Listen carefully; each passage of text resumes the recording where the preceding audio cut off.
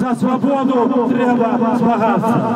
Білорусь буде жити, покуль ми живі. Живи Білорусь! Жартинов Нагилев! Свободу!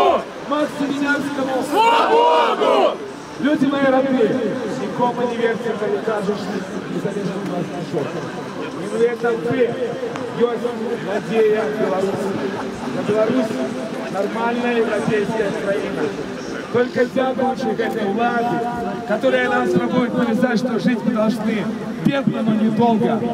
У меня сын, которому 16 лет, его поставили уже на учет в военкомат, то есть я просто прихожу, читаю все эти случаи о дедовщине, и я просто прихожу в ужас, что моему ребенку, моему сыну придется служить в такой армии. Уходи! Уходи! Уходи! Уходи! Уничтожают наших детей, которых мы вырастили и которых отдаем на смерть. Кому? Войны нету, а погибают дети в мирное время в армии. У вас є син, якому йти служити? 2 сына отслужили. Що вони казали про дідовщину? То и казали, что вот зараз и есть.